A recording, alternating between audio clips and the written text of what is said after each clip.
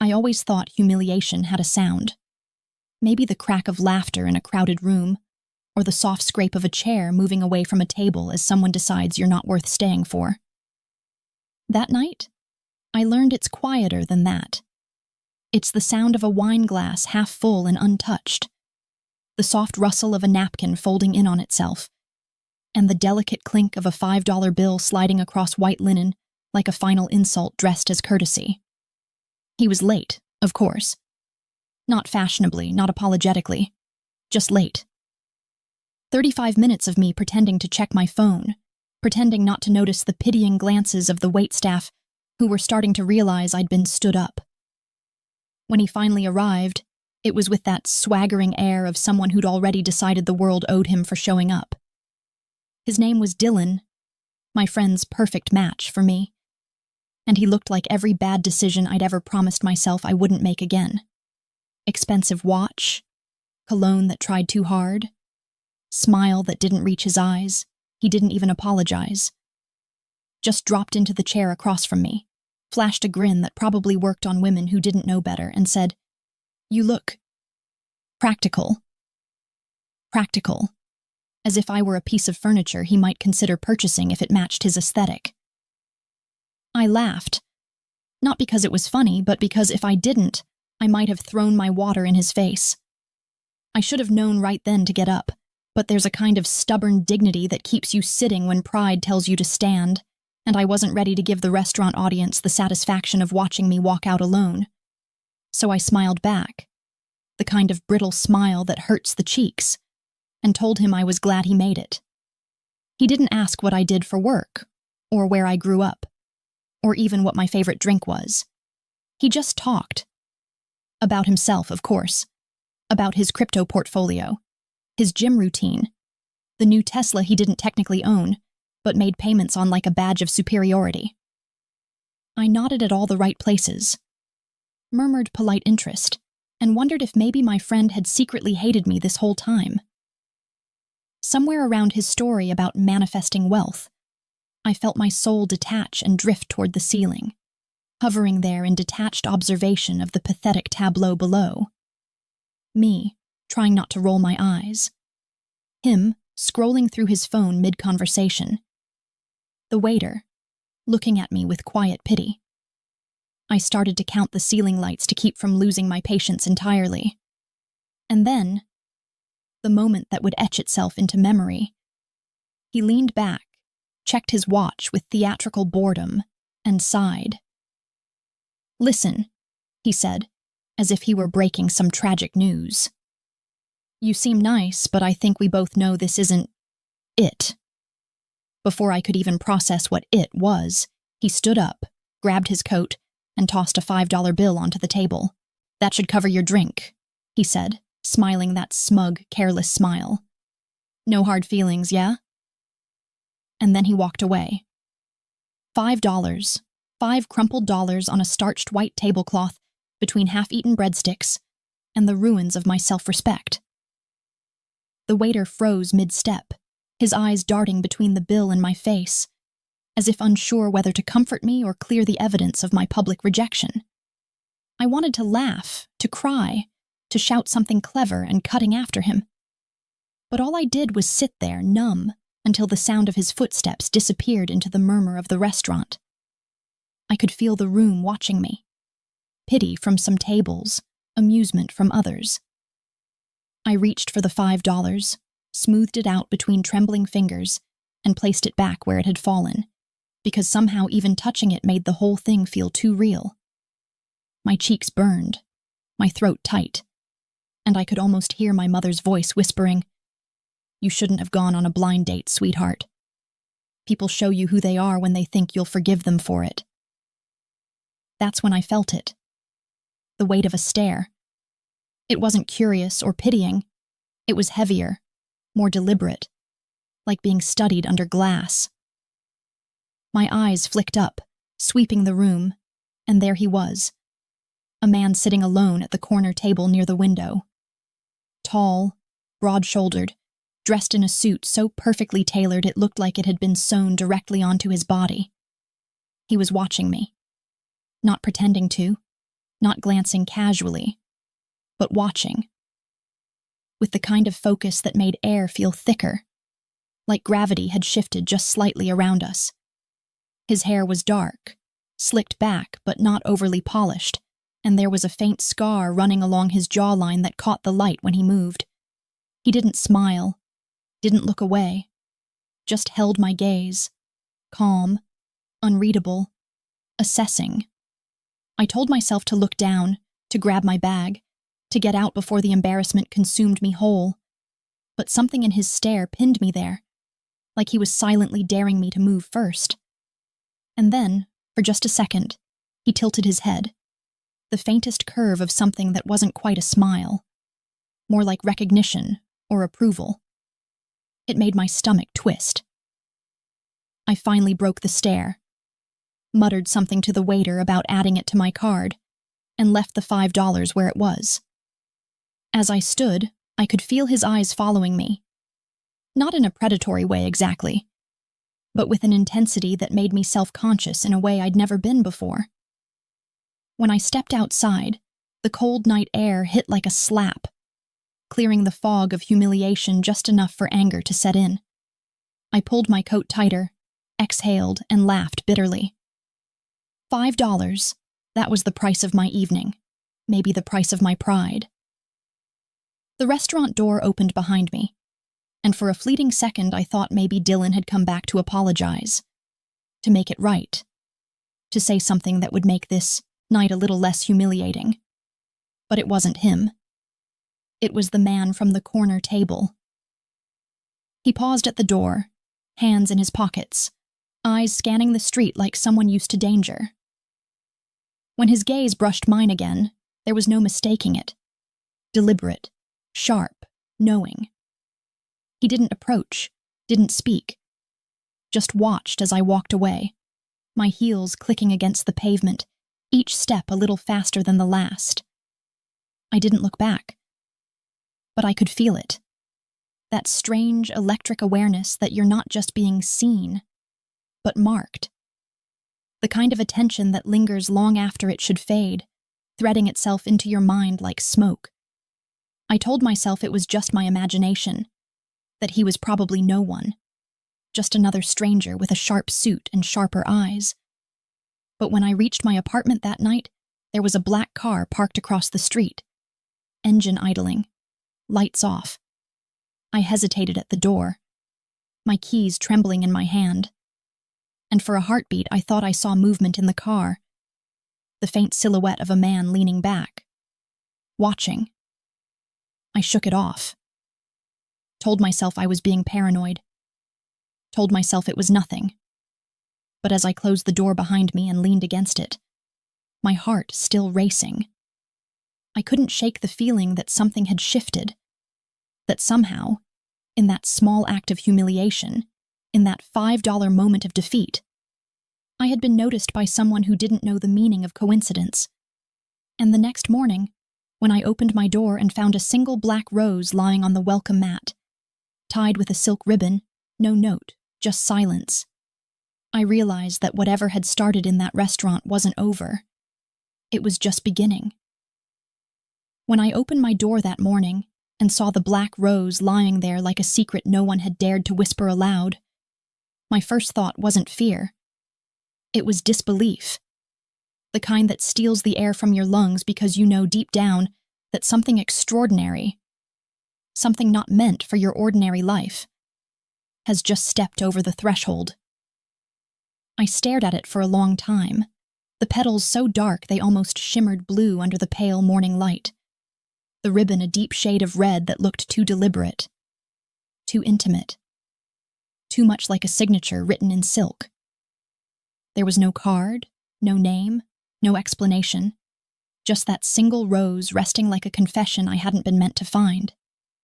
I stood there, barefoot on the cool floor, robe hanging loosely from one shoulder, the chill creeping into my skin as I tried to make sense of the absurdity of it.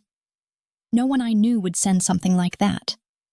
Not after a humiliating blind date. Not after the disaster I was still trying to laugh off to my reflection in the mirror. And yet there it was. quiet and menacing and beautiful, as if someone had watched me walk home, seen my embarrassment burn under the streetlights, and decided that my story wasn't finished. I didn't touch it at first. I just looked at it the way you might look at a sleeping animal you're not sure is safe to wake. When I finally bent down and picked it up, I noticed something strange. There was the faintest trace of cologne on the ribbon.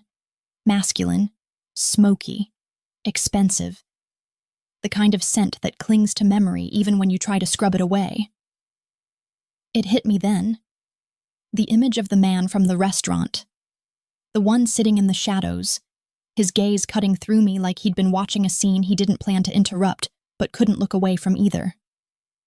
I could still see the way he'd tilted his head, the small movement that had felt so intentional, as if he'd been memorizing me. The thought that he might somehow be connected to this rose sent a tremor down my spine, half fear, half thrill. I placed the rose in a glass of water, though I wasn't sure why. Habit, maybe, or denial. Maybe I wanted proof that it was real, that it would still be there tomorrow morning and not dissolve like a dream. I went about my day pretending nothing had changed, though the world seemed to hum differently, like I'd stepped through a door I hadn't realized was open. At work, the chatter of my co-workers felt distant, their laughter tinny and shallow, and I found myself glancing at the windows as if the dark glass might be watching me back. By lunchtime, I'd almost convinced myself I was overreacting, that maybe the rose was some weird prank or a mix-up, that maybe the florist had delivered it to the wrong apartment. But when I checked my phone during my break, there was a message from an unknown number. No words, no emojis, no context. Just a single photograph. It was of me, from the night before, walking away from the restaurant, head bowed, arms crossed, with the streetlights painting my shadow long and lonely across the pavement. No caption. No sender name. Just that image. For a long minute, I couldn't breathe. My fingers trembled so hard I almost dropped my phone. The photo wasn't one I'd taken, obviously. Someone else had been there. Someone who had followed me, close enough to capture the exact moment I'd turned the corner. I wanted to tell myself it was Dylan, some cruel continuation of the joke. But the precision of it, the timing, the composition, felt too deliberate. Dylan wasn't that clever. Whoever this was, they had been watching with intent. That night, I double-locked my door, drew the curtains, and left a light on in the living room. I tried to sleep, but every sound made my heart race. The groan of the building, the hiss of passing cars, even the wind against the window pane sounded like footsteps. Sometime around 3 a.m., I heard an engine start outside, low and deep, and I couldn't resist. I slipped to the window and peeked through the narrow gap between the curtains. The same black car from the night before was idling across the street, headlights off, just a shadow with the faint glint of chrome beneath the streetlight. I couldn't see inside, but I didn't need to. I knew he was there, watching. The next morning, there was no rose, no message, nothing but silence, and in that silence, an ache I couldn't explain. It should have been relief, but it wasn't. It was disappointment, raw and shameful. I didn't want to admit that part of me missed the attention, missed feeling seen, even if it was dangerous. Because somewhere between humiliation and curiosity, something inside me had awakened. Something I didn't know I'd been starving for. 3 days passed, no messages, no roses, no cars. I started to believe maybe it was really over, that I'd invented the intensity of it, exaggerated the whole thing into some twisted fantasy to make my heartbreak seem more cinematic than pathetic. But on the 4th day, as I was leaving work, I saw him again. He was standing across the street from my office, leaning casually against a lamppost, dark coat buttoned up, gloves on, a presence that seemed to command the space around him like gravity itself bent slightly in his favor. The moment our eyes met, my heart stuttered. It wasn't the wide-eyed recognition of a stranger. It was the silent acknowledgement between two people who had already shared something, even if that something was just a gaze across a crowded room. He didn't move toward me, didn't call out, just watched. Expression unreadable, eyes like storm clouds holding too much meaning. And then, without a word, he turned and got into a car that appeared out of nowhere, black and sleek, the same one I'd seen outside my apartment. And as it pulled away, I noticed a small envelope slip from the passenger window, fluttering onto the sidewalk like a fallen leaf. My legs moved before my mind caught up. I crossed the street, picked it up. Inside, there was a folded note written in elegant, deliberate handwriting. No one walks away from you like that. Not again. That was all it said. No signature, no explanation. I read it over and over, tracing the letters like I might find fingerprints in the ink, my pulse thrumming louder with each repetition. It was absurd, impossible, invasive. And yet, God help me. I felt something stir in my chest that wasn't fear. It was something darker, something that felt like recognition, as if my soul had been waiting for someone to say those exact words without ever knowing why. That night, I didn't lock my door right away. I sat by the window, staring out into the darkness, waiting for headlights that didn't come. Every sound outside, the faint hum of a car, the echo of distant footsteps, sent my pulse racing. I kept the note on my coffee table, next to the wilted black rose, the two objects glowing under the lamplight like omens. When I finally drifted into a restless sleep, I dreamed of the man from the restaurant, the way his gaze had burned through the space between us, the way the scar along his jaw had caught the light like a promise. In the dream, he wasn't sitting in the shadows anymore. He was walking toward me, eyes cold and beautiful, holding out that same black rose as if offering a choice I didn't yet understand. And when I woke, there was a sound, a soft knock on my door, so faint I almost thought I'd imagined it. 3 knocks. Slow, deliberate. I froze, every nerve in my body alive and electric. The clock on my nightstand read 2:17 a.m. The city outside was quiet, asleep, unknowing. I held my breath, waiting, praying the sound wouldn't come again. And then it did. 3 knocks. The same rhythm, the same certainty. I didn't move, I didn't answer. But when I finally gathered the courage to look through the peephole, my blood ran cold. There was no one there. Only another black rose, this one fresh, dew still clinging to the petals, resting against my door.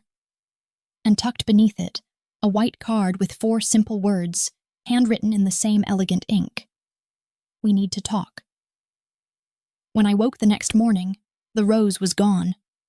For a moment, in that thin veil between dreaming and waking, I thought I'd imagined it all. The knock, the soft scrape of something sliding against my door, the strange ache that had followed me into sleep. But when I checked, the faint outline of water where the dew had melted was still there. A fragile ring on the tile like proof that the night had indeed happened, even if the evidence had been quietly erased. Whoever he was, he'd been close enough to touch my door, close enough to hear me breathing on the other side, and yet careful enough to leave no trace except for the echo he'd carved into my thoughts. I told myself I should call someone, the police maybe, or my building manager, or my friend Mia, who'd set up that wretched date in the first place. But I didn't. I made coffee instead. The kind of ritual movement that fills the silence with something familiar. Something safe. The air smelled of burnt espresso and faint roses, a combination that shouldn't have made sense but somehow did. The bitterness of one wrapping around the sweetness of the other, until I couldn't tell where one ended and the other began. That's how it felt thinking about him. This faceless man who'd stepped out of the dark corners of a restaurant and into my life with a black rose and a gaze that still lingered behind my eyelids. The day unfolded with the strange unreality that comes when your world is slightly tilted and you're pretending it isn't. I went to work, smiled at people, replied to emails I didn't read. planned events for people whose lives seemed so pristine compared to mine. Yet underneath it all, there was a hum, low and constant, like a heartbeat just under the surface. I caught myself glancing at every dark car that passed, searching for familiar eyes behind tinted glass, half hoping, half fearing I'd see him again. It was madness, I knew that. But the kind of madness that whispers instead of screams, the kind that makes you ache rather than panic. It wasn't until late afternoon that something shifted again, and when it did, it felt almost ordinary. The receptionist walked over to my desk, smiling her polite, oblivious smile, holding out a small white envelope with my name written across it, in that same elegant, deliberate handwriting I'd seen on the note before. She said it had been delivered by courier, that there was no return address, no sender's name, just Lena Moretti, in bold ink that looked almost too personal to be professional. I took it, my pulse pounding in my ears, the edges of the paper biting softly into my fingers. Inside, there was a single card, ivory, thick, expensive. It smelled faintly of smoke and something masculine. The words were few but exact. You left something behind. Friday night, 8 p.m., the Grand Mayfair, table 12, no signature, no clue, just that. For a long time I stared at it, the black ink seeming to sink deeper into the page the longer I looked. The Grand Mayfair was one of the most exclusive hotels in the city, the kind of place that didn't host simple dinners, but orchestrated experiences. I'd planned events there before. I knew the kind of men who booked those tables. Men with money, power, secrets. Men who owned rooms without ever signing papers for them. Men like the one from the restaurant. I told myself I wouldn't go, that I wasn't that naive, that no woman with a sense of self-preservation would walk willingly into a situation so obviously dangerous. But even as I said it to myself, I knew I was lying. Because curiosity is a quiet addiction, and I had already taken the first dose. By the time Friday came, I had rehearsed a dozen versions of how the evening might unfold, each one ending with me walking away unscathed, unshaken, unchanged. But beneath the rationalizations, something deeper throbbed.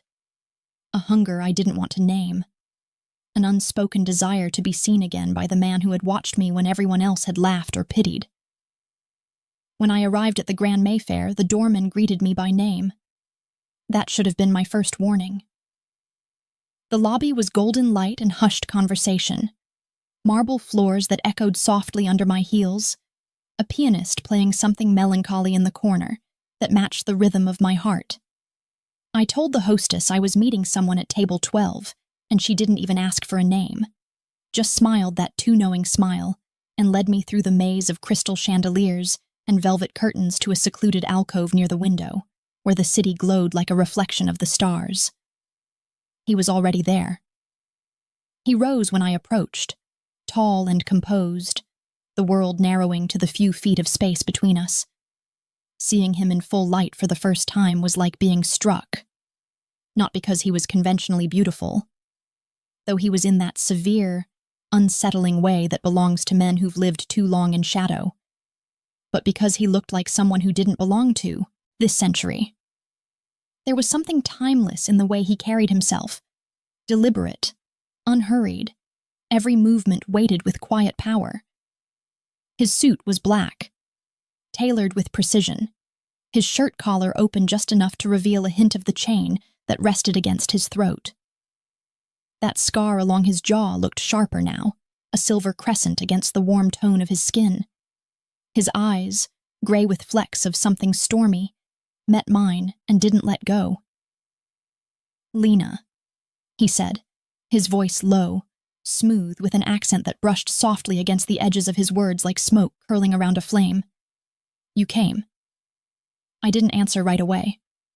My pulse was wild, but my voice came steady. "You didn't give me much of a choice." He smiled, barely. "There's always a choice, but curiosity can be persuasive." He gestured for me to sit. I did, though every instinct screamed that I was walking a knife's edge. The air between us was charged, not loud but alive, filled with all the words neither of us had said yet. He studied me with quiet intensity, his gaze dipping once to the small tremor of my hand before returning to my face. "I wanted to see you again," he said simply, like it was the most natural statement in the world. "That night, you didn't belong in that scene. You looked like someone trying to disappear while everyone else was pretending to matter." I didn't know what to say to that. It was both a compliment and an accusation, both too intimate and too precise. "You were watching," I said finally. It came out more breath than voice. He leaned back slightly, the faintest glint of amusement in his eyes. "I was," he said. "I noticed things worth noticing. You were unexpected." He didn't tell me his name right away, not until halfway through the meal, which, for the record, I barely touched. When he finally did, it rolled off his tongue like a secret not meant for everyone to hear. "Damien," he said. "Damien Vasilyev." The name landed heavy, like thunder on still air. I'd heard it before, whispered in the background of conversations I wasn't meant to overhear, attached to stories that didn't make it to the newspapers because the people who could tell them didn't live long enough. The kind of name that made people lower their voices and cross themselves without realizing it. The Ghost King. The man who ruled half the city from the shadows. And there he was, sitting across from me, watching me like I was something fragile and fascinating all at once. I should have run. I didn't. Instead, I asked, "Why me?" He smiled, slow and dangerous, the kind of smile that promised answers, but only if you were willing to pay for them. "Because," he said, "you looked at me like you weren't afraid. Even when you should have been." The conversation that followed blurred at the edges. Questions that were really confessions. Truths that sounded like lies. He spoke of art and loyalty, of how some debts are written in blood and others in silence. I listened, mesmerized, until he finally said something that made my breath catch. "I protect what interests me, Lena, even if it doesn't yet know it needs protection." It wasn't a threat. It was a promise, one I didn't know how to refuse. When dinner ended, he stood and offered his hand. I hesitated only a heartbeat before taking it, the warmth of his skin against mine sending a pulse through me that felt dangerously like surrender. He leaned close, his breath brushing my ear. "This isn't our last dinner," he murmured, "but it could be your last chance to walk away." And when I finally stepped out into the night, heart racing, I realized two things at once. First, that I had no intention of walking away, and second, that his black car was already waiting by the curb, engine running, driver unseen, like the next move in a game I didn't know I was playing. And as I climbed in, curiosity outweighing fear, I caught his reflection in the glass, that same faint smile, half shadow, half devotion, and I knew, with a clarity that felt almost like prophecy, that I'd just accepted an invitation into a world I wouldn't be able to leave. The night after that dinner at the Grand Mayfair has stayed with me in fragments, like pieces of a dream that refuses to fade even when reality demands its place again. And though I told myself I would not think of him, not allow that low, velvet voice or that piercing, steady gaze to haunt the corners of my thoughts, I found that everything in me had shifted, subtly, irreversibly, like a compass needle drawn toward a magnetic field it cannot resist. I remember the car ride home, the city streaming past like veins of light through darkness, and how he sat across from me in the back seat, not speaking, not touching, but present in a way that made every nerve in my body aware of him, as though silence itself had been tuned to his frequency.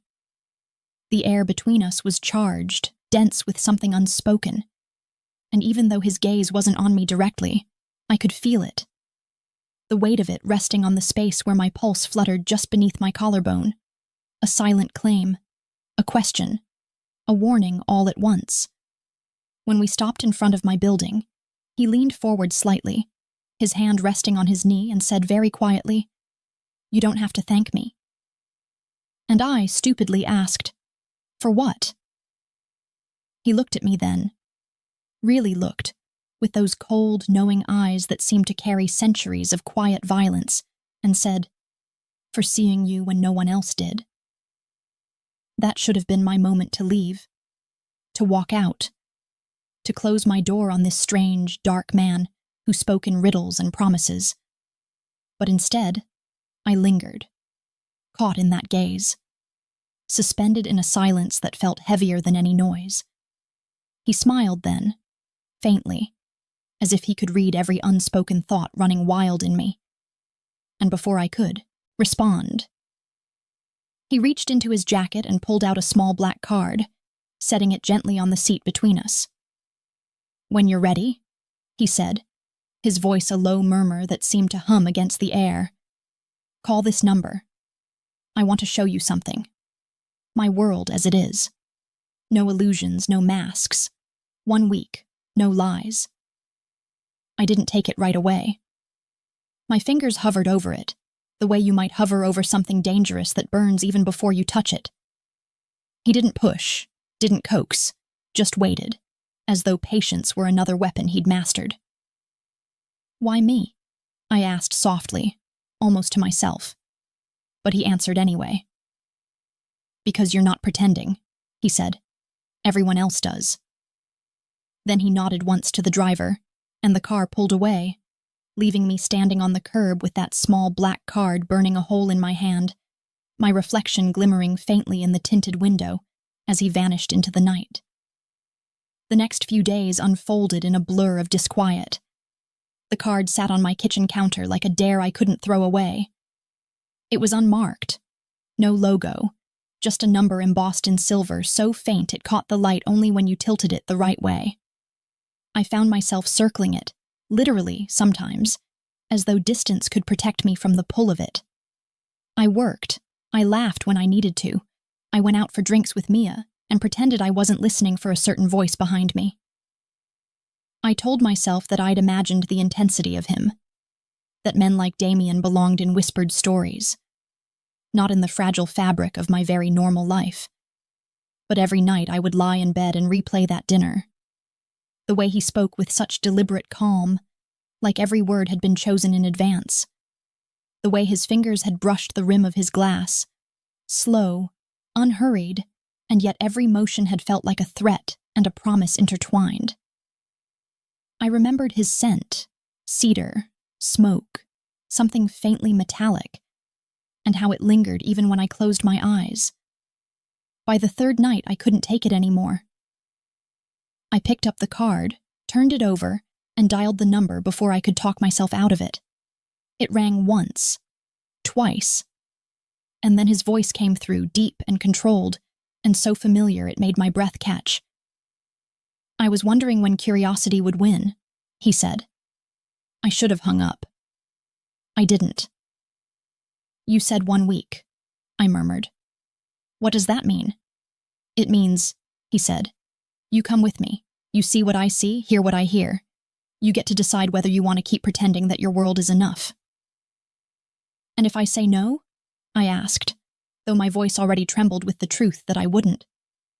He was silent for a long moment before answering. "Then I'll forget your name, and you'll go back to being invisible." Something in that sentence, cruel and tender all at once, tore through me. I didn't realize I was shaking until I heard myself whisper, "When?" "Tomorrow," he said. "I'll send a car." And then the line went dead. The following day was unbearable in its normalcy. Sunlight spilling through the windows, the clatter of coffee cups, the drone of city life that suddenly felt too bright, too false. I dressed carefully that morning, though I told myself I wasn't doing it for him. Black jeans, a silk blouse, hair down. I looked like someone trying to seem unaffected, but my pulse betrayed me with every breath. At exactly 6 o'clock, a black car appeared outside my building. The same one, sleek and silent as a shadow. A man in a suit I didn't recognize stepped out, opened the door, and said, "Mr. Vasilyev is waiting." His tone wasn't unkind, but it carried the kind of authority that left no room for hesitation. The drive took us far beyond the city center, past the glittering skyline into a quieter district, where the buildings grew taller, older, more secluded. When the car finally stopped, I realized we were outside an estate. No, not just a home, but something much larger. A mansion of pale stone surrounded by wrought iron gates and dense gardens, the kind of place that looked timeless, as though it had been there long before anyone had dared to build a city around it.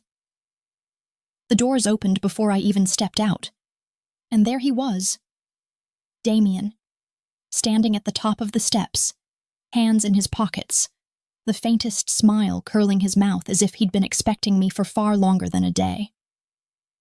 "You came," he said again, those same words from before, though this time they sounded less like an observation and more like possession.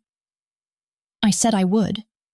"Yes," he said, his gaze dragging over me slowly, deliberately, "but I didn't think you'd come alone." "I don't scare that easily," I lied. He stepped closer, his presence swallowing the distance between us. "You should," he said quietly, not unkindly, "but I'm glad you don't." The evening blurred into something unreal after that. Marble halls lit by candlelight, music drifting faintly from another room, the low murmur of voices that stopped when he entered. He showed me everything as if offering proof of who he was, his world, his empire, his control. Men greeted him with a mixture of reverence and fear. Women looked away when he passed. And through it all, he kept glancing at me, a small, knowing curve to his lips, as if I were some secret he was proud to have uncovered. At dinner, he finally leaned forward, elbows resting on the table, eyes locked to mine. "You could leave right now," he said. "Walk out that door, forget all this. But if you stay—" He paused, his voice lowering. "You'll have to understand something. I don't offer twice." I swallowed hard. "Offer what?" He smiled, but it wasn't gentle. "Protection, power, truth. A week to see the world through my eyes. After that, you'll either never want to leave or you'll wish you'd never come." I didn't answer. Couldn't. Not with his gaze holding mine like a hand around my throat. Somewhere deep inside, I knew that whatever choice I made tonight would change everything. That crossing this line meant surrendering something I might never get back. And yet, as the clock ticked in the silence between us, I heard myself whisper, "Then show me." His smile deepened, slow, dark, inevitable.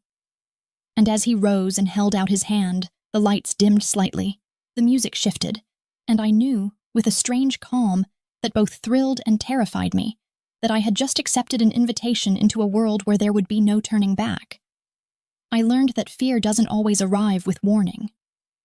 Sometimes it comes softly, disguised as an ordinary night, wrapped in the kind of stillness that makes you believe the world has decided to be kind for once, that maybe the chaos has passed you by. That's how it was the evening everything changed. The night I stopped pretending that Damien Vasilyev was simply a man with secrets, and began to understand that his world didn't just exist in shadows, it ruled them.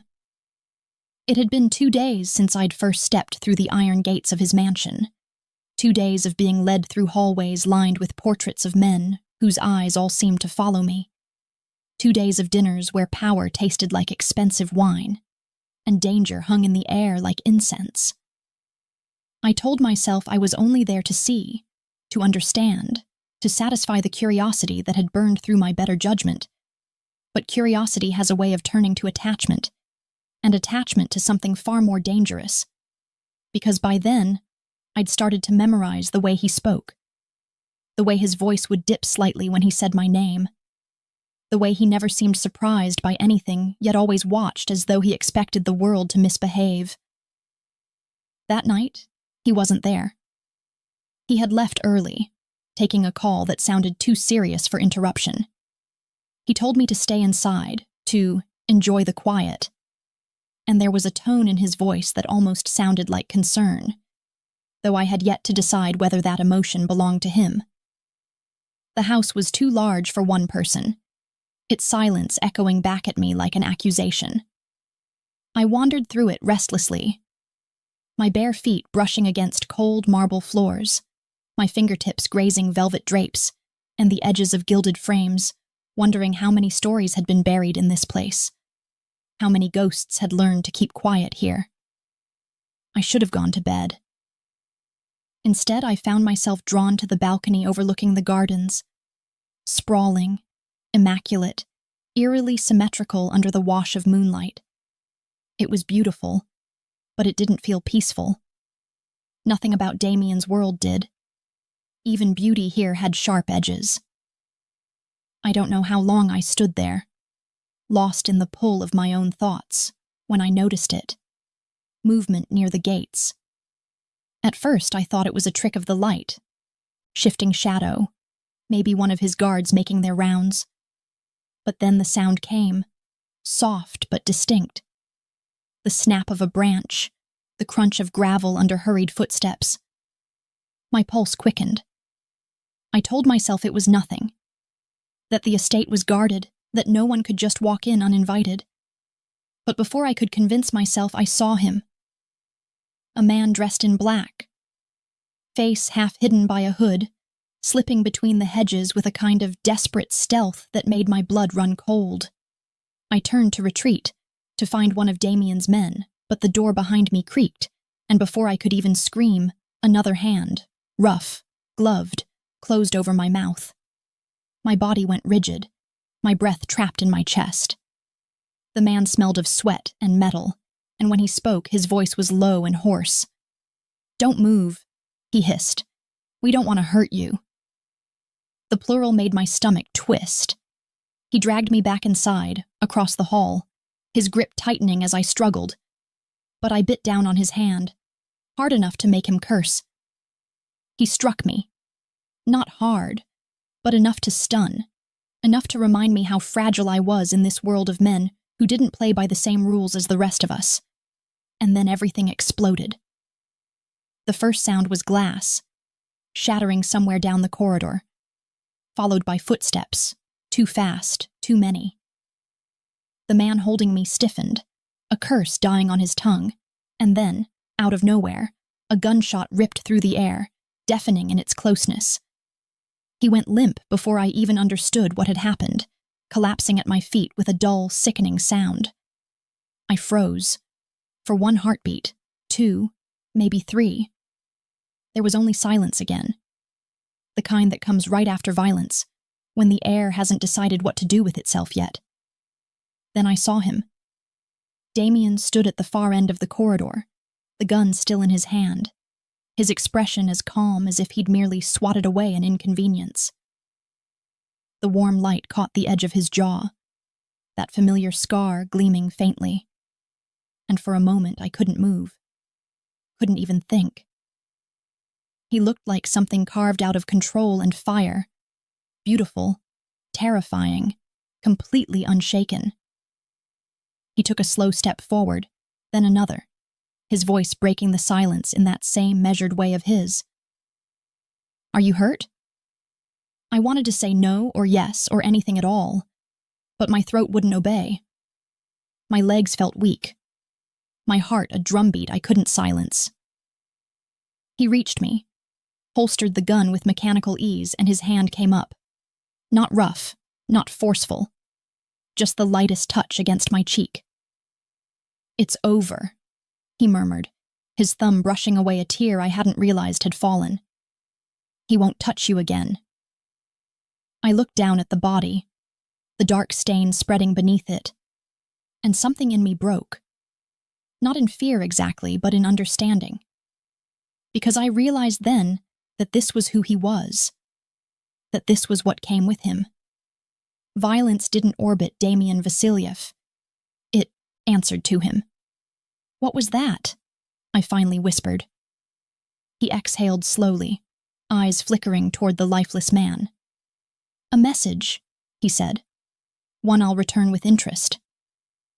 The words were casual, but the promise in them was not. He led me away from the body, back toward the main hall, and though my hands were still trembling, I let him guide me.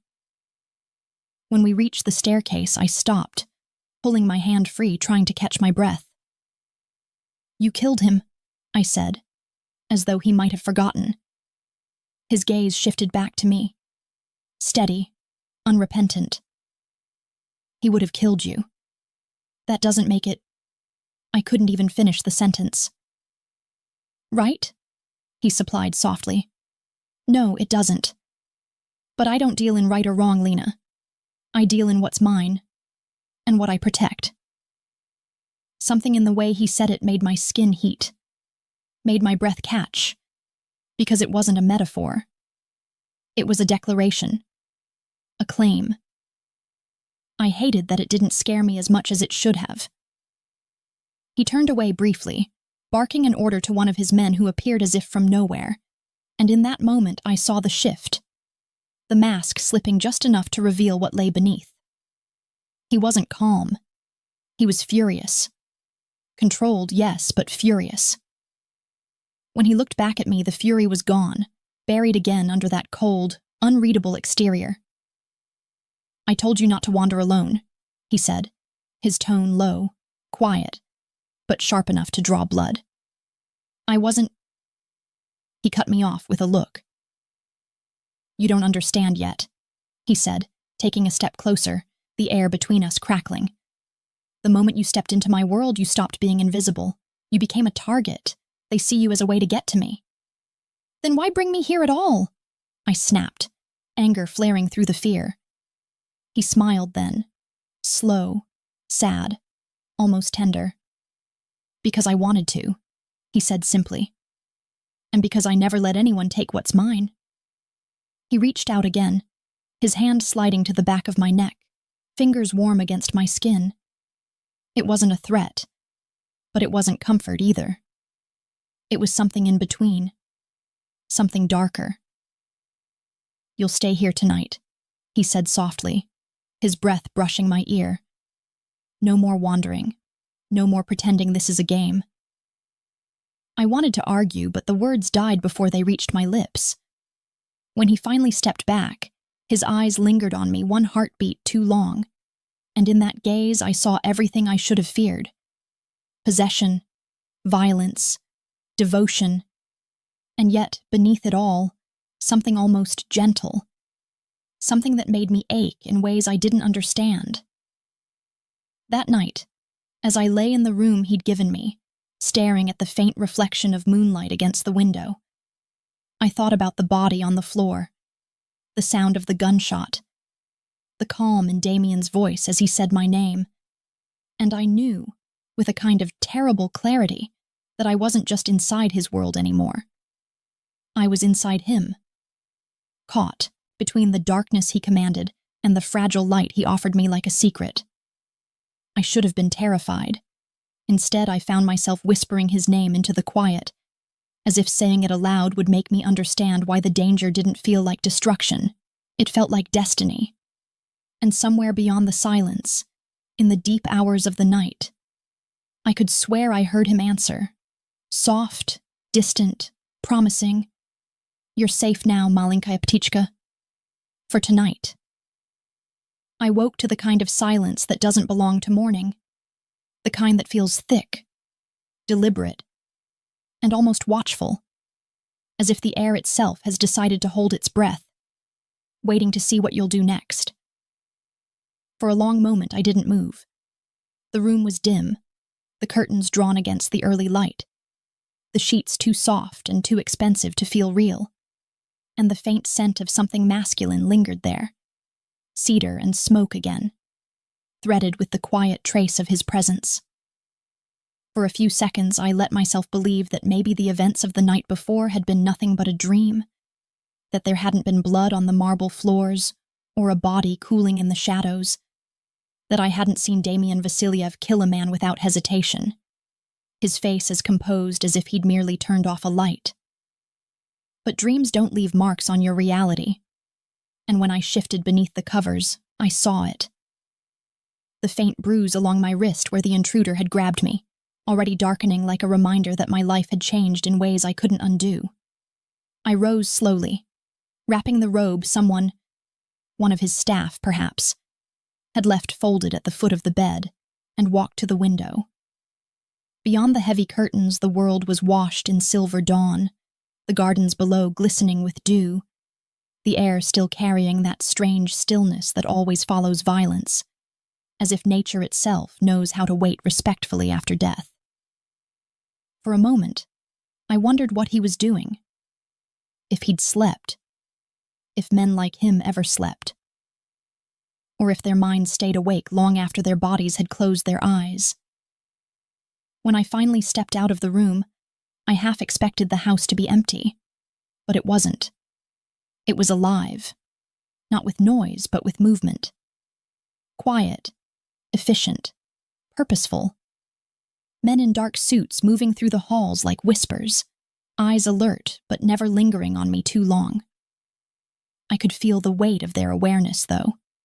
The subtle shift in posture, the flicker of curiosity.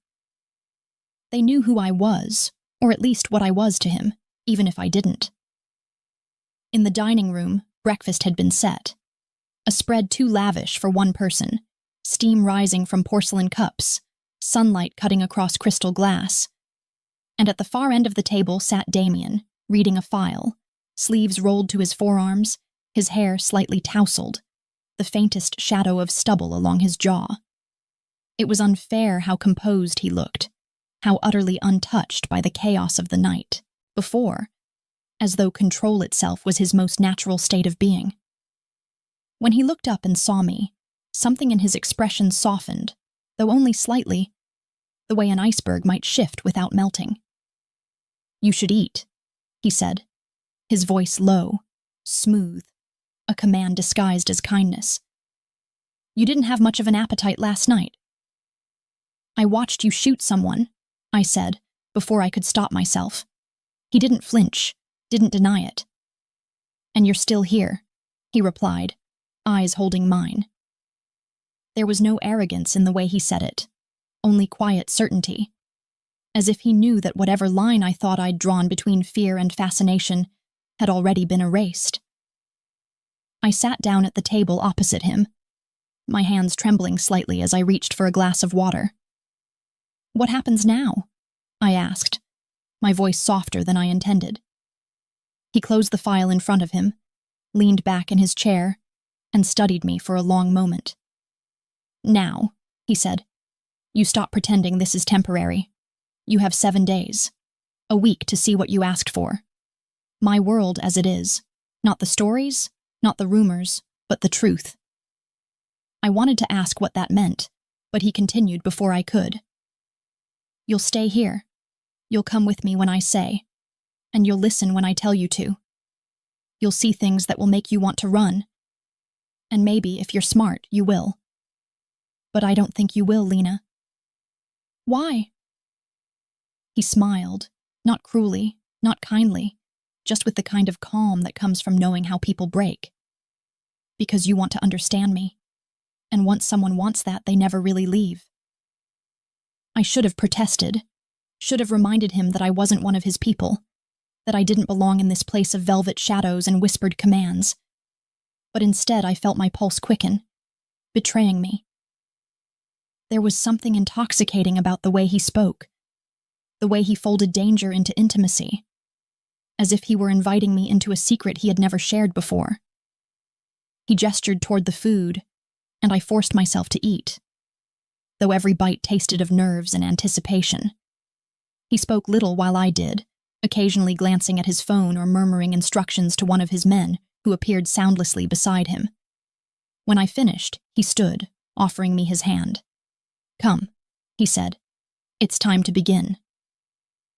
The day unfolded like a fever dream. I followed him through the maze of his empire, each step revealing another layer of the man behind the mask. We visited a warehouse by the docks, where men greeted him with bowed heads and murmured, "Boss," like a prayer. I watched as he spoke in Russian to a group of men, whose eyes darted toward me with curiosity they quickly hid. His tone was calm but final, the kind of voice that could stop a heart without raising in volume. I didn't understand all the words, but I understood power when I saw it. Not the loud kind that demands attention, but the quiet kind that doesn't need to. Everywhere we went, people deferred to him. Guards, businessmen, even strangers on the street who didn't know his name but recognized the gravity in his presence. It was terrifying and magnetic all at once. And I realized something I hadn't before. Damien wasn't just feared. He was revered. And that kind of reverence doesn't come from cruelty alone. It comes from control, from the promise that his word, once given, is unbreakable, even if it's soaked in blood. By evening, we were back at the mansion, the sky bruised with sunset. He poured 2 glasses of wine and handed me one, the color deep as garnet under the light. "You've seen what I am," he said, his gaze unreadable. "Now tell me what you think." I took a slow sip, the taste rich, heavy, dangerously sweet. "I think," I began, choosing my words carefully, "that you live in a world built on fear, and that you've convinced yourself that it's loyalty." His eyes flickered, just for a moment, and I thought I'd gone too far. But then he smiled, that same slow, knowing curve that always felt like a test. "Maybe you're right," he said, "but fear keeps people alive. Loyalty doesn't." He leaned closer, his voice lowering. "You've been inside my world for 1 day, and already it's inside you. You'll tell yourself it's fascination, curiosity, pity, but it isn't. It's hunger, the same kind that drives me." His words settled over me like smoke, seeping into every breath. "And what if I don't want to become like you?" I whispered. He brushed a strand of hair from my face, his fingers grazing my jaw with unbearable gentleness. "You already are," he said. There was no defiance left in me after that, only silence and the pounding of my own heart. When he finally stood, setting his glass aside, he said quietly, "Tomorrow, I'll show you the other side, the part they don't write about. If you still want to stay after that, you'll stop being a guest." "What will I be then?" I asked. His gaze caught mine, steady, unyielding. "Mine," he said simply. That night I couldn't sleep. The house was too quiet, my thoughts too loud. I replayed every word, every look, every impossible promise he'd made without speaking. And somewhere deep inside, beneath the fear, beneath the reason, I knew I wouldn't leave. Because for the first time in my life, I wasn't invisible. And though I didn't know what it would cost me, I couldn't walk away from the man who saw me and decided I was worth the danger. Not anymore. There are moments in a person's life that don't feel like they belong to time. Moments that hover between what was and what will be, suspended in that fragile stillness where truth finally decides to show its face. The night Damien told me his story felt like that, like standing on the edge of something vast and irreversible, knowing that once I stepped forward, I'd never be able to look at him, or myself, the same way again. It had rained earlier that evening, a slow, steady rain that made the world outside blur into water and glass, the kind of weather that always makes you introspective, makes you think about how fragile everything really is. The mansion was quieter than usual, the staff dismissed early, the guards stationed somewhere beyond sight, and I found myself sitting in the library, wrapped in the scent of old books and smoke, a glass of red wine untouched on the table beside me. I had come there to be alone, or at least that's what I told myself. But I think I knew he would find me. He always did. When he appeared at the doorway, he didn't announce himself, didn't make a sound, just stood there for a moment, watching me the way he always did, like he was trying to read something written on my skin. The firelight caught the edge of his face, casting one side in gold and the other in shadow. And for a heartbeat, I thought that was the perfect metaphor for him. Half light, half darkness, both too real to ignore. "You're hiding," he said finally, his voice low, almost gentle. "I'm thinking," I replied, though I suppose the two weren't that different. He came closer, each step measured, deliberate, until he stood near enough that I could feel the warmth radiating off him. "You've been quiet all day," he said. "I don't like it when you disappear into yourself." "I'm just trying to understand you," I said, and it was the truth. But every time I think I do, something happens that reminds me I don't know anything at all. His gaze softened then, and he sat across from me, his posture relaxed but his eyes never leaving mine. "Most people don't want to understand me," he said after a moment. "They just want to survive me." "That's not what I want," I whispered, and I didn't even realize how true it was until I heard myself say it. He studied me for a long time, his expression unreadable, then leaned back, exhaling slowly as if making a decision. "There are things I've never told anyone," he said. "Things that don't belong in this world, but they live in me anyway. You wanted the truth. Tonight I'll give you part of it." I nodded, not trusting my voice. He looked into the fire, and when he began to speak, his tone changed, still calm, but quieter, heavier, as though each word was being pulled from somewhere deep inside him. "I wasn't supposed to inherit any of this," he said. "The family, the business, the name. That was supposed to be my brother's. Alexander. He was older, smarter, better at pretending to be good. My father loved him, or what passed for love in our house. And I was just the one who watched, who learned how to disappear in plain sight." He paused, his jaw tightening, eyes fixed on the flames. "But when our father died, everything unraveled. Alexander took control, but power, it changes people. He made alliances with men he shouldn't have trusted, cut deals that broke the family apart. I tried to stop him, tried to warn him, but he wouldn't listen. He said I was jealous, that I didn't understand what it meant to lead." His hand tightened around his glass, the knuckles white. "He betrayed us. He sold names, safe houses, roots, things that could never be undone. Dozens died because of him. And when I confronted him, he didn't deny it. He said he did it for freedom, that he was tired of living in blood and rules. So I gave him what he wanted." I didn't realize I was holding my breath until I asked, softly, "What did you do?" His eyes met mine then, sharp and unflinching. "I killed him." The words landed like a knife, not sudden, but inevitable, like a truth I had always known was coming. He said it without hesitation, without apology, but not without pain. There was no pride in it, no triumph, just that hollow kind of honesty that only lives where love and hate have burned each other out. "He begged me not to," he continued, "not for his life, but for his son's. He had a boy, Mikhail, 8 years old. He asked me to protect him, so I did. I sent him away, to another country, gave him a new name, new life. He doesn't know who I am now. He can't. That's the only good thing I've done that still matters." For a while, neither of us spoke. The fire crackled softly, the rain whispered against the glass, and I could feel the weight of what he'd just told me settling between us like a living thing. "You want to know why I am the way I am?" he said finally, his voice quieter now, almost weary. "Because every time I close my eyes, I see his face. Not my brother's, the boy's. I see what he lost, what I destroyed, and I know that no amount of power, no empire, no blood can make it right." I swallowed hard, my throat tight. "Does anyone else know?"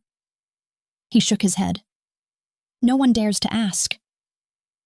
The firelight flickered, and for a moment I thought I saw something in his eyes that I hadn't seen before. Not danger, not dominance, but a kind of fragility he tried to bury beneath layers of control. And it did something to me, something dangerous. Because pity, when mixed with desire, becomes something too close to devotion. and devotion in the wrong hands can ruin a person.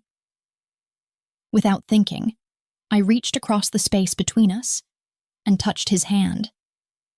He didn't move, didn't pull away, but I felt the faint tremor beneath his skin, the tension of someone unused to being touched without expectation. "Damien," I whispered, and the sound of his name in that quiet room felt like a confession. "You don't have to carry it alone." He looked at me then, really looked, and for the first time since I'd met him, I saw the man beneath the myth. The boy who had learned too young that love and power don't coexist. He leaned closer, his voice low, almost a warning. "Be careful what you offer, Lena. My world doesn't forgive kindness. It devours it." "I'm not afraid," I said, though my voice trembled. He smiled then, not with amusement, but with something that felt like surrender. "You should be," he murmured, "because when you stop being afraid of me, that's when I become truly dangerous." The fire hissed softly, and for a moment time seemed to blur again. He reached out, his fingers brushing a tear from my cheek, then lingered at my jaw, tracing a path that burned even after he pulled away. "You shouldn't be here," he said quietly, though he made no move to send me away. "Every moment you stay, it gets harder for me to let you go." "Then don't," I said before I could stop myself. Something flickered in his eyes then. Pain, desire, warning. And in that fragile silence, the space between us disappeared.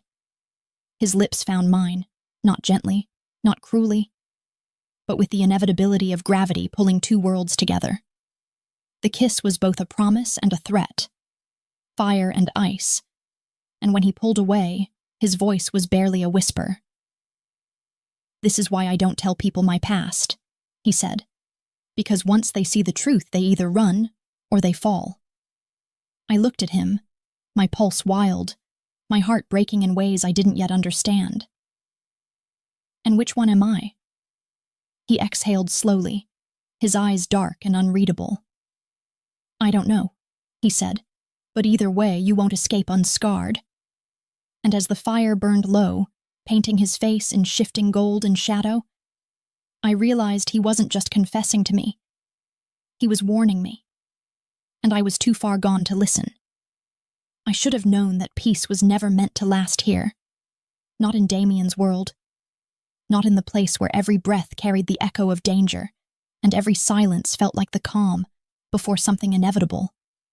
Something cruel. Something that would tear through the illusion I had built to keep myself from falling apart. The night after his confession, after the fire and the kiss that felt like a breaking point rather than a beginning, I couldn't sleep. His words looped through my head, soft as they'd been, that warning cloaked in tenderness. "You won't escape unscarred." And I realized that maybe I hadn't wanted to escape at all. He had given me glimpses of himself, the kind of raw truth most people would never earn, and it made me feel dangerous too, as if knowing his story somehow bound me to it. Like every secret he shared, tied another invisible thread between us. But intimacy in his world was a luxury that always came with a price, and when the bill came due, I wasn't ready for it. Not in the way I should have been. It began quietly, as betrayals often do, with something so small it almost seemed meaningless. A phone call he took in another room, his voice low and sharp, his tone colder than I had ever heard it. He didn't see me standing near the door, didn't see how the sound of his voice made my heart beat too fast, how I strained to catch fragments of words that meant nothing and everything all at once. "Shipment. Mikhail, clean it up before Friday." I told myself it wasn't my place to ask, that whatever his world demanded of him wasn't meant for mine. But curiosity is a hunger that doesn't starve easily. And the part of me that had begun to crave understanding couldn't stay silent for long. When he returned, his expression was unreadable again, that perfect mask of composure firmly in place. But his eyes, those cold, intelligent eyes that had learned how to keep the world at bay, looked tired, shadowed by something he didn't want me to see. "You're awake," he said simply. And I nodded, though the truth was I hadn't really slept since the night I first saw him pull the trigger. "I heard you on the phone," I said softly, not accusing, just searching. "You sounded angry." He studied me for a long moment, the silence between us stretching like a tightrope. "I'm always angry," he said finally. "It's the only thing that keeps me sharp." He brushed past me after that, and though his hand briefly touched my arm in passing, that familiar, grounding warmth that always made me forget how dangerous he was, the distance between us felt wider than ever. The next day, things shifted. People around the house began moving differently, faster, quieter. I noticed extra guards at the gates, men whispering in corners, the faint smell of gun oil clinging to the air. Damien was gone most of the day, his absence like a void that made every sound too loud, every moment too fragile. When he finally returned, it was late, and there was blood on his collar, faint but undeniable. He didn't explain it, and I didn't ask, though the silence that followed said more than words ever could. That night, when I finally fell asleep, it was to the sound of rain against the window and the steady rhythm of footsteps outside my door. His men keeping watch, or so I thought. But sometime before dawn, the sound changed. Heavier, faster, unfamiliar. I woke to it immediately, that primal instinct that tells you when something is wrong. I sat up, my heart pounding, just as the door creaked open. "Lena." It wasn't Damien. It was one of the guards, young, tense, eyes darting toward the hall. "You need to come with me," he said, his voice low but urgent. "What's happening?" I whispered. He hesitated. "We've been compromised. He doesn't want you here when—" The sound of gunfire cut him off, sudden and close, shattering the fragile illusion of safety, like glass breaking in the dark. He grabbed my arm, pulling me toward the back exit, and before I could even think, we were running, down the marble corridor, past portraits whose painted eyes seemed to follow us, through doors that slammed shut behind us with echoing finality.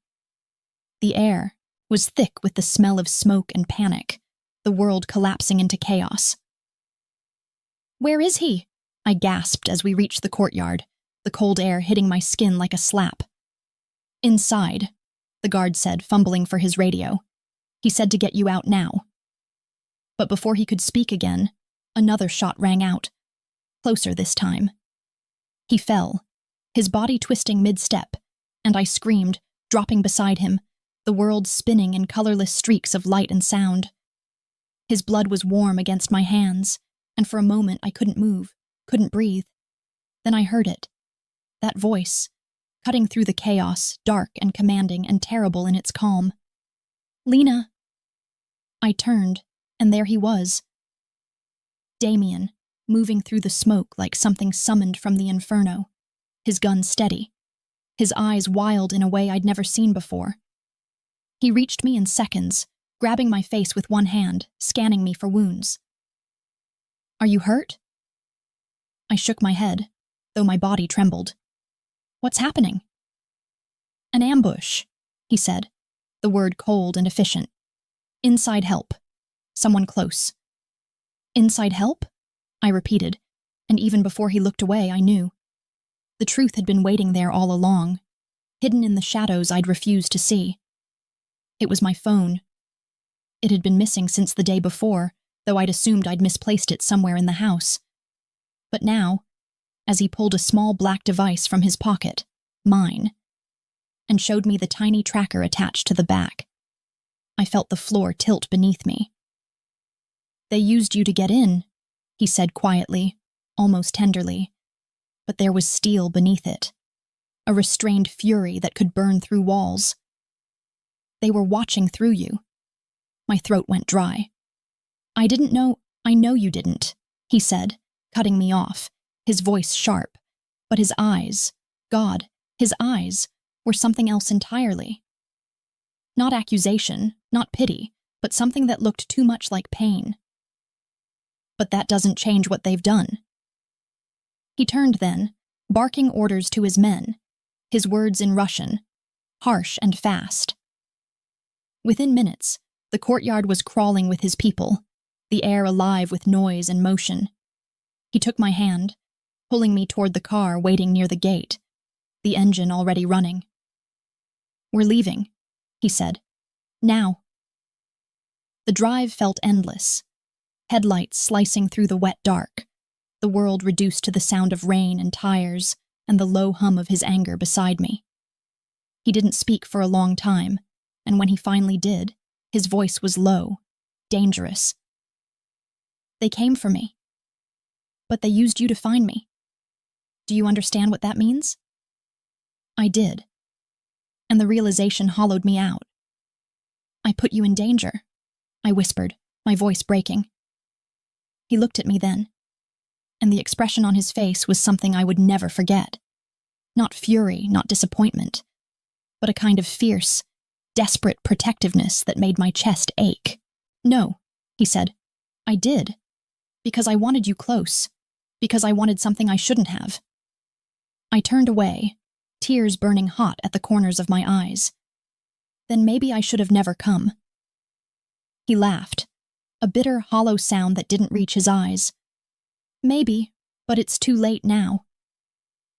We drove through the night until the city disappeared behind us, replaced by empty fields and the dark stretch of forest beyond. When we finally stopped, it was at a safe house. Small, remote, the kind of place that existed only for people who needed to vanish. He got out first, then turned back to me, his expression unreadable again. "You'll stay here until I say it's safe," he said. "And you?" I asked. He hesitated, then leaned in close, his breath warm against my ear. "I'm going to find out who sold us out," he said softly. "And when I do, I'll make them remember what happens when someone touches what's mine." The words should have terrified me. Instead, they made my pulse race with something far more complicated than fear.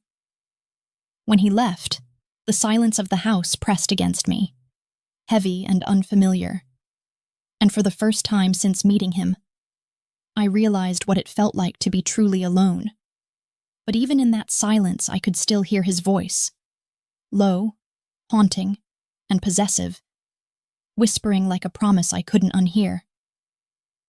"They wanted you to be the bait, Lena. They didn't know they'd turned you into the reason I'll burn them all." There is a certain stillness that comes after chaos, a kind of hollow quiet that hums through the air like the echo of something you can't quite name. And in that silence, I began to understand that the world I had willingly stepped into would never again resemble the one I'd left behind. The safe house Damien had brought me to was hidden deep within the woods, a relic of brick and shadows surrounded by trees so tall they blotted out the sky. And though it was meant to protect me, it felt instead like a cage. Too quiet, too remote, too filled with the ghosts of everything I'd seen and done since the night he first looked at me across that restaurant. Days passed, though time didn't move the way it used to. It stretched and folded in strange ways, marked only by the fading of light and the occasional voice on the radio. His men came and went, silent and efficient, delivering updates they never shared with me, carrying out orders they never explained. They were polite, respectful even, but there was an invisible wall between us, a reminder that I was not one of them, that I was something softer, foreign, an unpredictable variable in the life of a man who controlled everything else. And Damien, he was gone more than he was here. He'd disappear for hours, sometimes days, returning with the scent of rain and gunpowder clinging to his clothes, his hands sometimes cut, his eyes always a little darker than before. I asked him once what he did while he was gone, and he looked at me for a long time before answering, "I do what I must." It wasn't an explanation, but I understood it was all he could give. At night, I'd lie awake listening for the sound of his footsteps, that slow, steady rhythm that had somehow become my heartbeat. Sometimes he would come to me, silent, his presence filling the room before his voice did.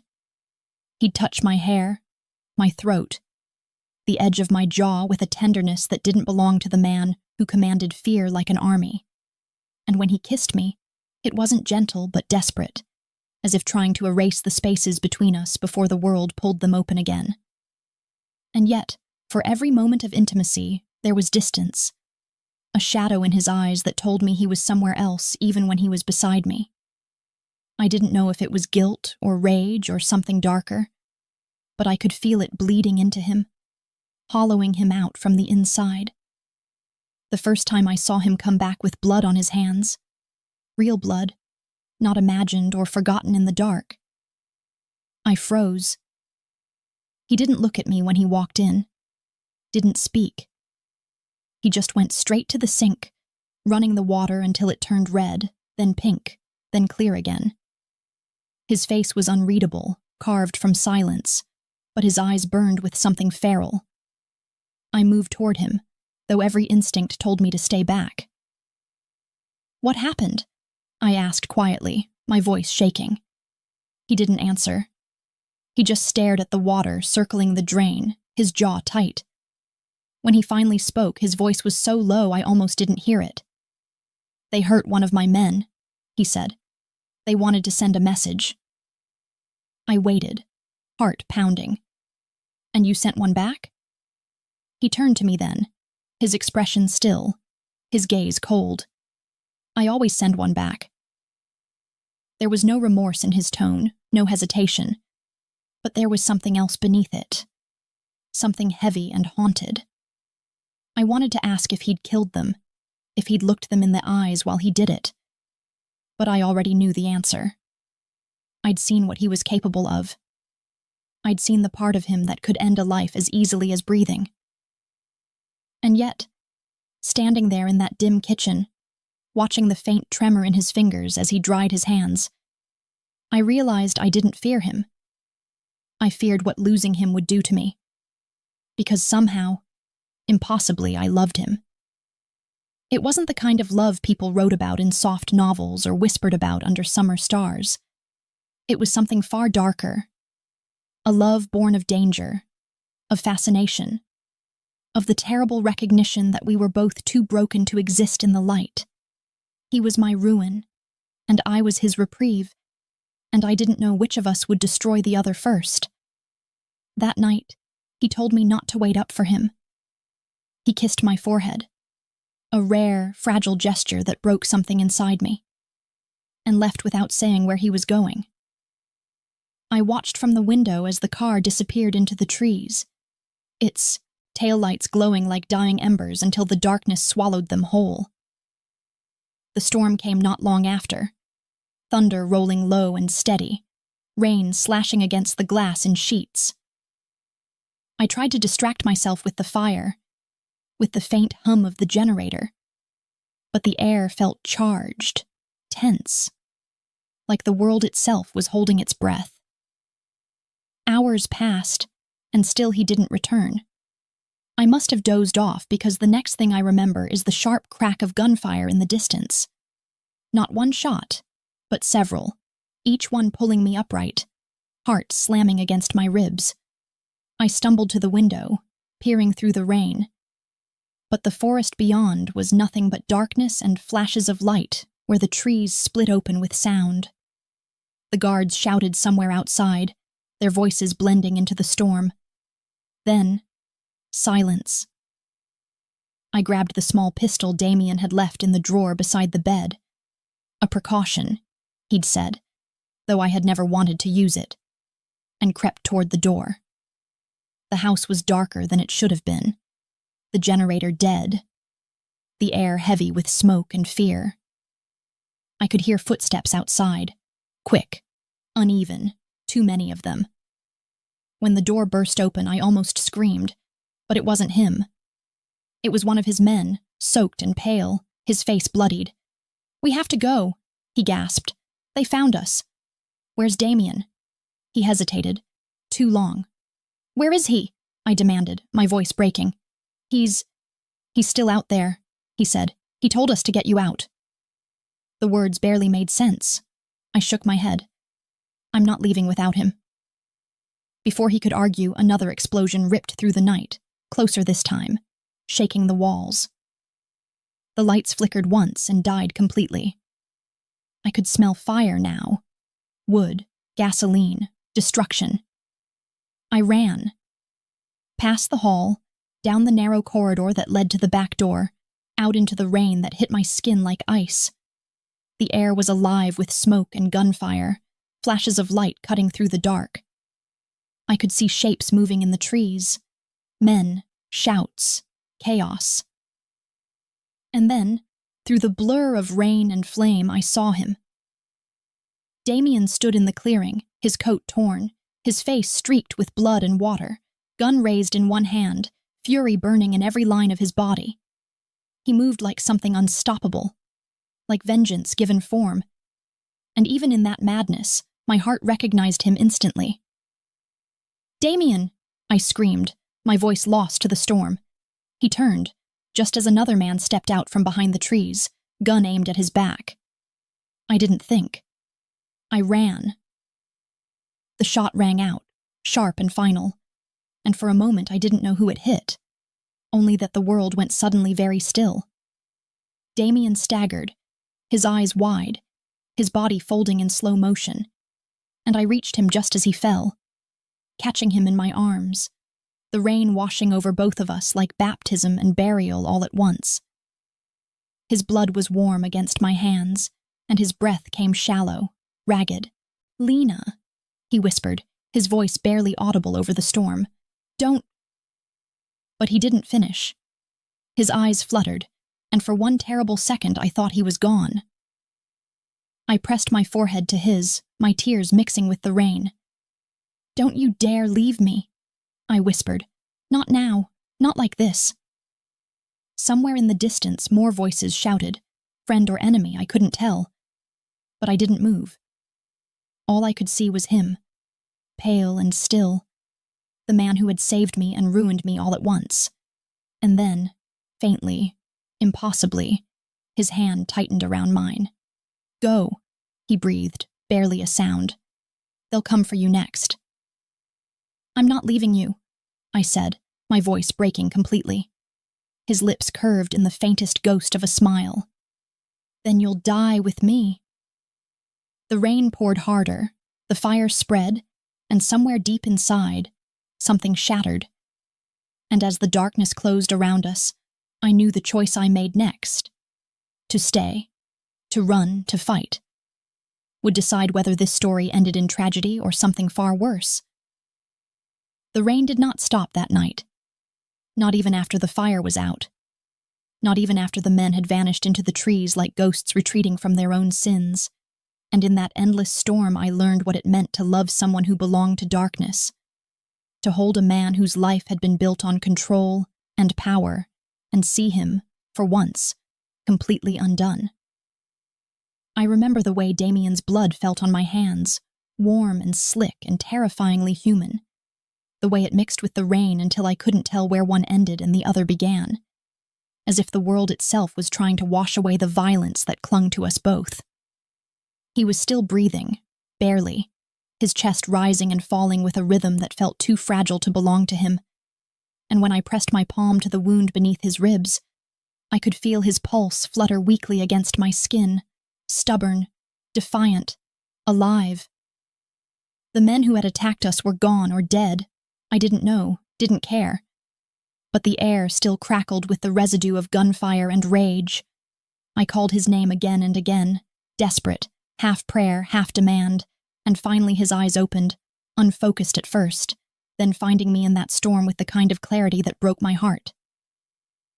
"Still here," he whispered, his voice so faint I had to lean close to hear it. "Always," I said, though I wasn't sure if it was a promise or a lie. The sound of engines roared somewhere in the distance. His men, I thought. The ones who had survived. And when they reached us, I barely noticed the hands that pulled us apart. The shouts, the blur of movement. I only remember his gaze, locked on mine even as they lifted him into the car, his lips moving silently around a word I already knew before I heard it. Stay. I did. Hours later, in a safe house I'd never seen before, smaller, colder, lit by the ghostly glow of dawn, I sat beside his bed while a doctor worked, in silence. There was so much blood. Too much. And yet somehow he clung to life with the same ruthless determination he brought to everything else. The doctor didn't ask who he was or who I was. Men like him didn't ask questions they weren't paid to.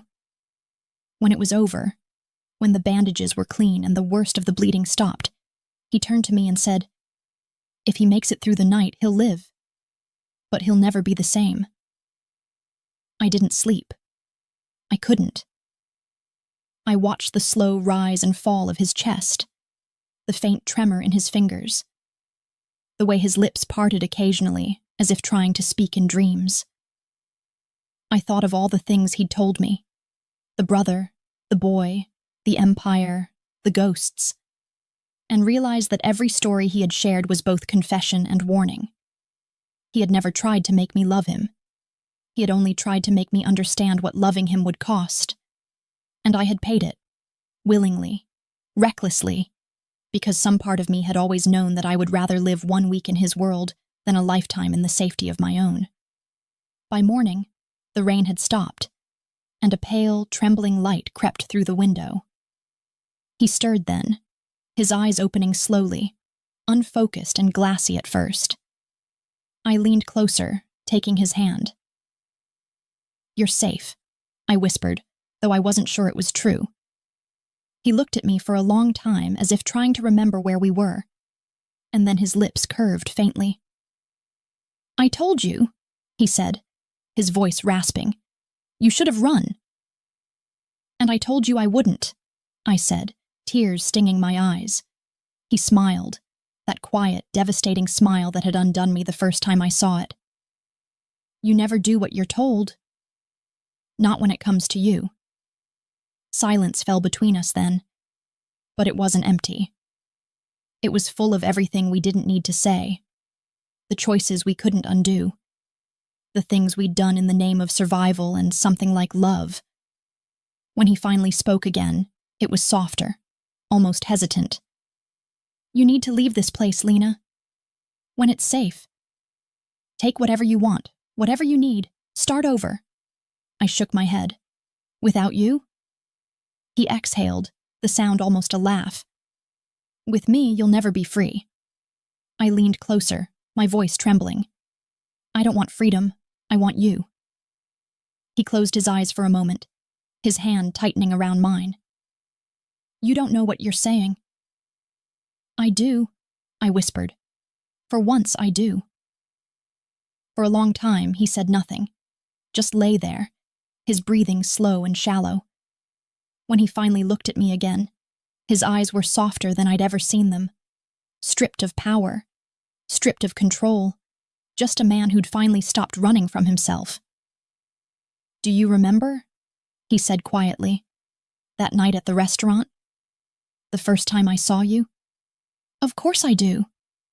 "You were sitting there," he murmured, "in that red dress, looking like you'd already decided you didn't belong anywhere. I couldn't look away. You had $5 on the table like you were waiting for something to save you, and I thought, maybe I could be that. Maybe I could give you something better." "You did," I said, my voice breaking. "You gave me everything."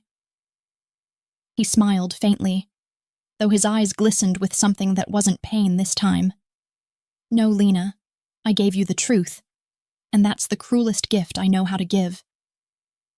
The day stretched on, slow and heavy, the air filled with that aching quiet that comes after too much has been said.